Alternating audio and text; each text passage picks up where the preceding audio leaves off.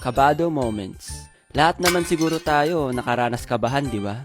May naalala ba kayo nung bata kayo? Pag alam mong nakagawa ka ng kasalanan sa parents mo. Yung nalaman nilang hindi ka pumasok sa school at naglaro ka lang sa phone sa paghapon. Pag ganun yung sitwasyon, aba, kabahan ka na. Kasi pagka uwi mo, nakahanda na yung sinturon, walis, kamay, at walang tigil na sermon. Umiiyak ka na lang sa pagkainan habang iniisip mo, paano nila nalaman? Nung bata pa kayo guys, sinubukan nyo bang laruin yung 25 cents na barya sa bibig nyo?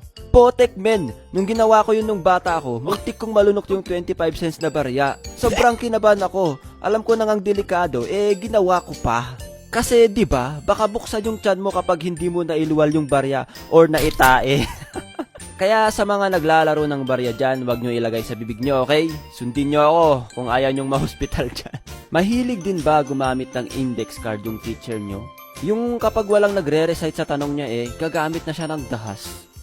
Sino ang kauna-unahang Hokage sa Pinas? Aba, walang gusto sumagot ha.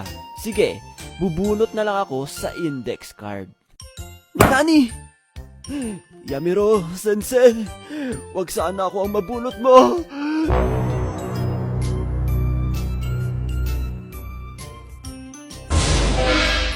Jen. How could this happen to me?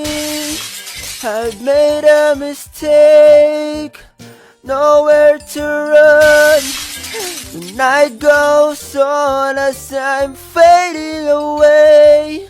I'm sick of this life, I just wanna scream. How could this happen to me?